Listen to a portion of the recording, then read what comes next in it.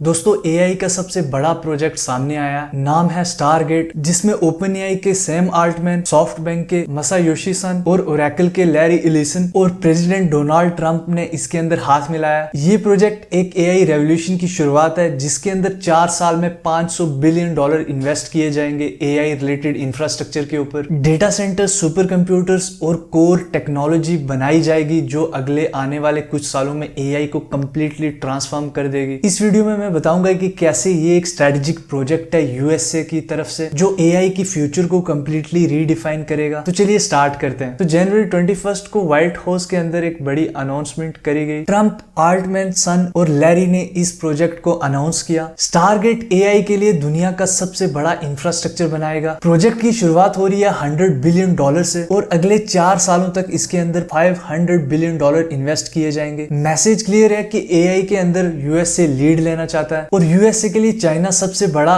Competitor है और China AI infrastructure के अंदर काफी तेजी से आगे बढ़ रहा है। बट अब क्वेश्चन ये आता है कि एआई इंफ्रास्ट्रक्चर के लिए इतना ज्यादा इन्वेस्टमेंट की नीड क्यों है, क्यों इतना ज्यादा इंफ्रास्ट्रक्चर हमें चाहिए? तो इसका सिंपल आंसर है बिग एआई मॉडल्स जैसे चैट जीपीटी को बनाने के लिए हमें बहुत ज्यादा कंप्यूटिंग पावर चाहिए होती है। तो बहुत ज्यादा कंप्यूटिंग पावर के लिए हमें मैसिव डेटा सेंटर्स चाहिए होते हैं, स्पेशलाइज्ड चिप्स चाहिए होते हैं जिन्हें हम एडवांस जीपीयूज बोलते हैं। इसके साथ ह्यूज वाटर कूलिंग सिस्टम चाहिए होता है ताकि वो इन्वायरमेंट को ठंडा रख सके और इन सारी चीजों को रन करने के लिए हमें बहुत ज्यादा इलेक्ट्रिसिटी चाहिए होती है। सैम आल्टमैन का मानना था कि अगर एआई के अंदर अमेरिका इंफ्रास्ट्रक्चर को नहीं ग्रो करेगा तो वो एआई की रेस के अंदर पीछे रह जाएगा। I think this will be the most important project of this era, and as Masa said, for AGI to get built here, to create hundreds of thousands of jobs, to create a new industry centered here.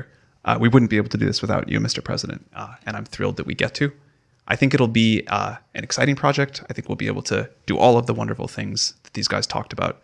But the fact that we get to do this in the United States is I think, wonderful. So thank you very much. इसको mind में रखते हुए Donald Trump ने इस project की शुरुआत की है। प्रोजेक्ट को यूएस टेक्सास के अंदर शुरू किया जाएगा। यहाँ पर ऑलरेडी 10 डेटा सेंटर्स बन रहे हैं जो कि 1 मिलियन स्क्वायर फुट का एक बहुत बड़ा फैसिलिटी है। ट्रंप का मानना है इससे 1 लाख नए जॉब्स क्रिएट होंगे। बट लोगों को स्टिल डाउट है बिकॉज 2017 के अंदर भी एक प्रोजेक्ट लॉन्च किया गया था जिसका नाम उन्होंने फॉक्सकॉन रखा था। इसके अंदर भी काफी ज्यादा एक्सपेक्टेशन सेट की गई थी कि आपको जॉब्स वगैरह मिलेंगी, बट ये प्रोजेक्ट एक्सपेक्टेशंस को मीट नहीं कर पाया। बट देखते हैं कि इस बार ट्रंप कैसे इस प्रोजेक्ट को सक्सेसफुल बनाते हैं। ट्रंप का सबसे बड़ा रीजन है एआई के अंदर इन्वेस्टमेंट, ताकि वो चाइना के साथ कंपीट कर पाए और चाइना को काफी ज्यादा पीछे छोड़ दें एआई की रेस के अंदर। एडमिनिस्ट्रेशन का मानना है कि वो एआई की रेस के अंदर लीड करना चाहते हैं। उनका मानना है कि एआई से हेल्थ केयर, फाइनेंस और इवन मिलिट्री को भी इम्पैक्ट होगा, जिससे यूएस एक सुपर पावर मेंटेन कर पाएगा। सैम आल्टमैन का मानना है कि अगर एआई एडवांस होगा तो हम हेल्थ केयर के अंदर बहुत ज्यादा प्रोग्रेस करेंगे और डिजीज को पता करने में कम टाइम लगेगा।